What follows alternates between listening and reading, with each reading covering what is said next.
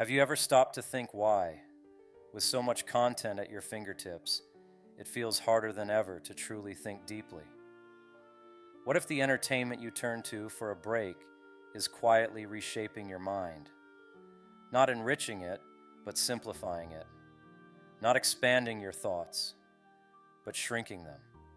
Could it be that our endless pursuit of distraction is eroding our ability to question, to reflect, and ultimately to grow? This isn't just about what we consume, it's about who we're becoming. Stay with me, and together we'll uncover how entertainment molds our thinking. Most importantly, I'll show you how to reclaim control before it's too late. There was a time when entertainment meant enrichment, an invitation to learn, to question, to connect. But Neil Postman, in his book, Amusing Ourselves to Death, argued that something changed. He warned us that modern entertainment, especially television, wasn't just a source of fun. It was a force shaping society's very ability to think critically. His claim was bold. Entertainment wasn't neutral. It carried with it an agenda, a quiet transformation of how we see the world, process ideas, and even interact with each other. He called out a chilling truth. When entertainment becomes the lens through which we view everything, our culture shifts.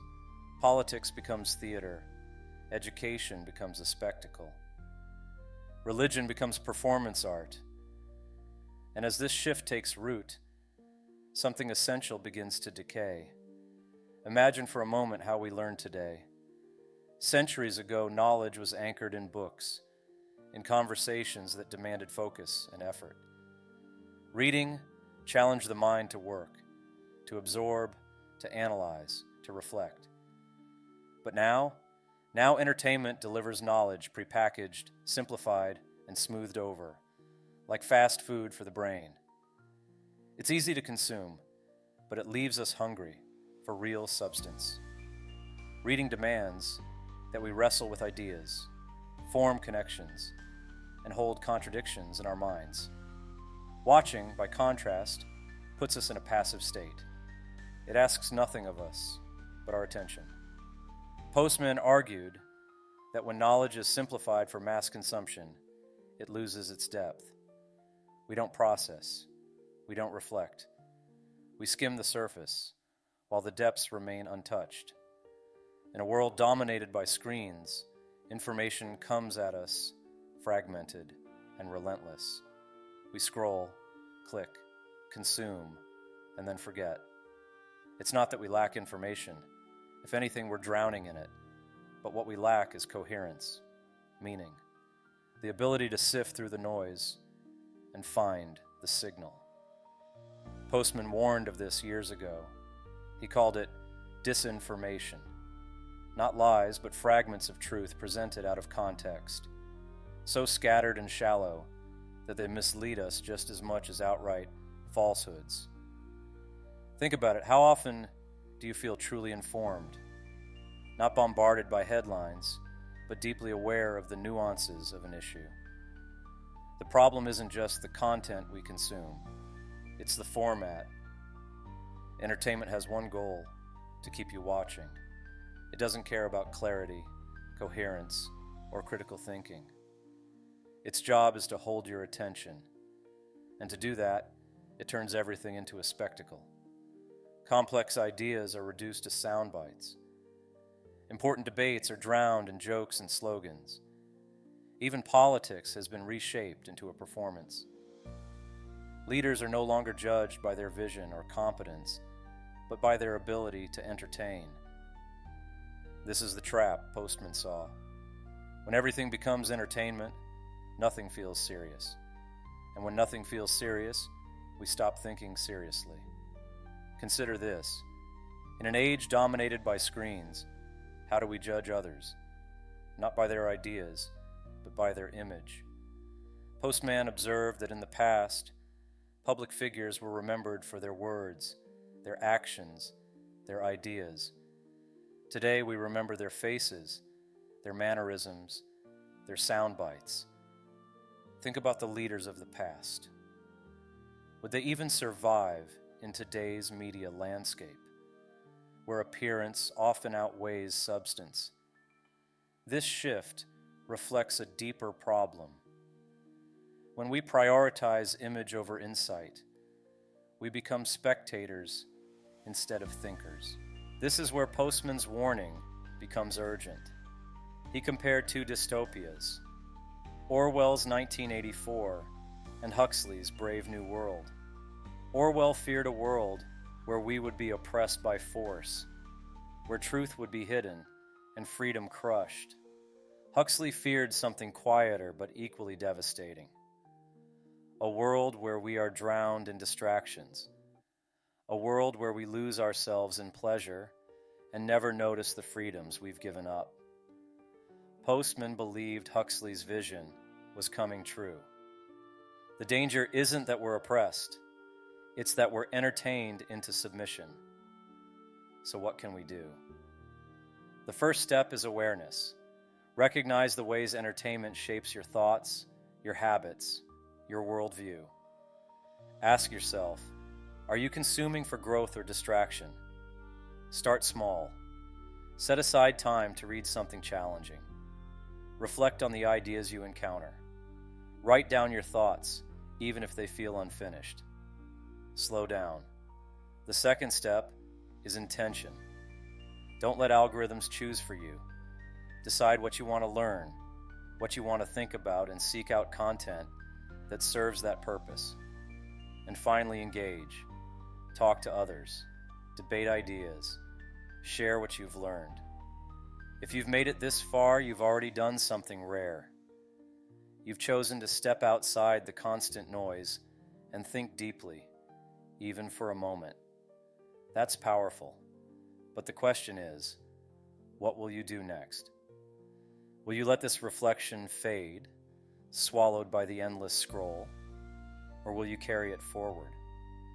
If these ideas resonate with you, take a moment to act. Subscribe, not because it's expected, but because it's a step toward a space where meaningful conversations can thrive. Share this video with someone who needs to hear it. Discuss it. Question it. And if this sparked something in you, leave a comment.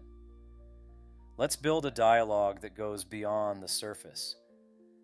Because the world doesn't need more noise. It needs thinkers. It needs creators. And it starts with you. The cycle of passive consumption is subtle. It starts innocently. A quick video, a harmless scroll, a fleeting distraction. But over time, it becomes second nature. We forget what it feels like to sit in silence, to let thoughts unfold without interruption.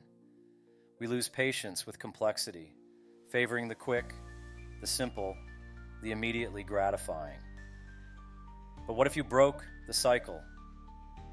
Imagine reclaiming the ability to think deeply, to focus fully, to lose yourself not in distraction but in discovery.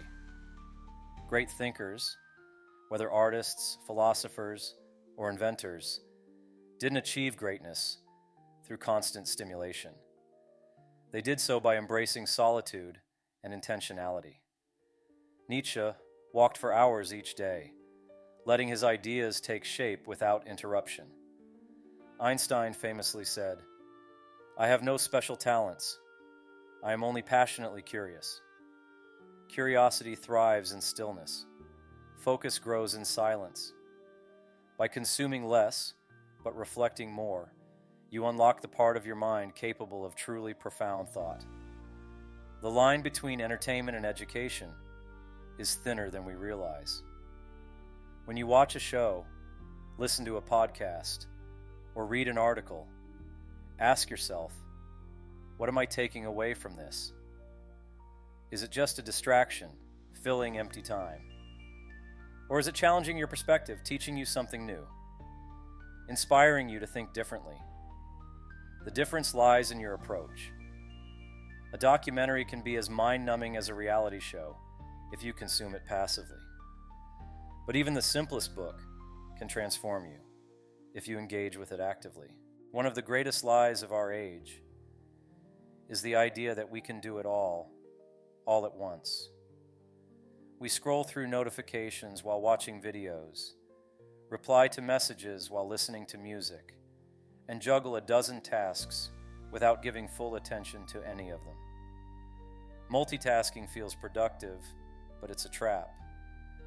Studies show that switching between tasks reduces your efficiency and quality of thought. You may accomplish more, but you understand less. True focus, the kind that produces insight and creativity, requires undivided attention. The world may encourage speed and surface-level engagement, but depth is where meaning resides. Depth is in the long conversations that stretch into the night. It's in the books that challenge your worldview. It's in the quiet moments of reflection where your greatest ideas emerge. This isn't about rejecting entertainment entirely. It's about balancing it with depth. Reclaiming your mind doesn't happen overnight. It's a practice, one that grows stronger with time. Here's a challenge for you. Spend 10 minutes each day in silence. No phone, no distractions, just your thoughts. Write down one question that intrigues you. It doesn't have to be profound, just something you want to explore. Seek out one piece of content, an article, a video, a book, that challenges your thinking. This isn't about perfection. It's about planting seeds of reflection that will grow into something meaningful over time. The stakes are higher than they seem. If we lose our ability to think critically, to question deeply, and to reflect honestly, we become easy to influence. In a world of distractions, the person who can focus has power. Focus isn't just a skill, it's a superpower. It gives you the clarity to see through manipulation, the strength to stand by your convictions, and the creativity to solve problems others can't. What kind of world do you want to live in? A world where entertainment dulls our minds and numbs our souls? Or one where knowledge, creativity, and connection thrive? The choice starts with you. Every time you resist the pull of distraction and choose depth instead, you're building a better version of yourself and a better world. So what will you do today? Will you let the noise sweep you away, or will you carve out a space for reflection, for growth, for meaning? You've made it this far, which means you're already on the path. The next step is simple but profound. Choose to act. Turn off the distractions. Pick up a book. Start a conversation. Share an idea. Because the world needs fewer consumers and more creators. And the creator's journey begins with a single choice: to think deeply in a world that prefers you didn't. Why is it so hard to step away from the constant stream of entertainment? It's because the systems we interact with, social media, streaming platforms, even news outlets, are designed to exploit our most primal instincts. They thrive on dopamine loops, those small hits of pleasure that keep us scrolling, watching, and clicking. Each notification, each like, each autoplayed video is a tiny reward, training your brain to seek more. The platforms don't want you to stop because your attention is their currency. But here's the truth they don't tell you. The satisfaction you seek will never come from consuming endlessly. It comes from creating, connecting, and contributing. The good news? You can reclaim your focus, one small step at a time. Start by recognizing your triggers. Is it boredom, stress, the need to feel connected? Next, replace those triggers with deliberate action. Feeling bored? Pick up a book or start a new project. Feeling stressed? Take a walk or journal your thoughts. The goal isn't to eliminate entertainment, but to consciously choose it, rather than falling into it by default. Transformation doesn't require grand gestures. It starts with small, consistent actions. Spend 15 minutes a day doing something offline, reading, meditating, or simply thinking. Set boundaries around your screen time. Turn off notifications, or designate tech-free hours. Commit to one activity that challenges you mentally, a puzzle, a skill, or a new topic to learn. Every small win builds momentum. Over time, these habits form a foundation of focus and clarity that no distraction can shake. Entertainment doesn't have to be mindless. It can inspire, educate, and spark creativity. Watch documentaries that ignite curiosity. Follow creators who challenge conventional thinking. Use entertainment as a tool, not a crutch. Something that energizes you, not something that numbs you. When you redefine what entertainment means to you, it becomes a stepping stone to growth rather than a barrier. Think of your mind as a garden. The content you consume is the seed. If you plant distractions, you grow restlessness. If you plant meaningful ideas, you grow wisdom. Every moment you spend scrolling through noise is a moment wasted on weeds. But every moment you spend engaging with something meaningful is a moment invested in your mental landscape. When you begin to think more deeply, something remarkable happens. Your actions start to ripple outward. You inspire those around you to reflect and question. You contribute ideas that shape conversations. You make choices that align with your values rather than your impulses. This isn't just about reclaiming your mind. It's about becoming a force for clarity in a world clouded by noise. One of the greatest myths of our age is that we don't have time to think. But time isn't the problem, it's how we use it. The average person spends hours each day on entertainment, much of it forgotten moments later. Imagine redirecting just a fraction of that time to intentional thought. What could you learn? What could you create? Who could you become? When you strip away the distractions, you're left with the raw materials of life. Your thoughts, your choices, your actions. And in that simplicity lies immense power. You don't need endless content to feel fulfilled. You need meaning, connection, a sense of purpose. These don't come from consuming. They come from engaging deeply with the world around you. You're not alone in this journey. There are others like you. People who crave more than the surface, who want to think deeply and live intentionally. By joining this community, you're choosing to be part of something bigger, a movement toward clarity, creativity, and meaningful connection. Today, take one small step to reclaim your mind. Read something challenging. Write down a question you've been avoiding. Have a conversation that goes beyond small talk. And when you've done that, reflect. What did you learn? How did it feel? These moments, though small, are the building blocks of a more thoughtful life. The world will always pull you toward distraction. It's easy, it's comfortable, and it requires nothing of you. But the most fulfilling paths are rarely the easiest. They're the ones that challenge you, that make you think, that lead you to discover who you truly are. So choose depth. Choose focus. Choose to reclaim your time, your thoughts, and your life. It's not just a decision, it's a revolution. In a world dominated by noise, silence can feel unsettling. But it's in silence that the most profound discoveries are made. Think about it. The great works of philosophy, art, and science weren't born from constant stimulation. They were born from stillness, from the courage to sit alone with one's thoughts and wrestle with the unknown.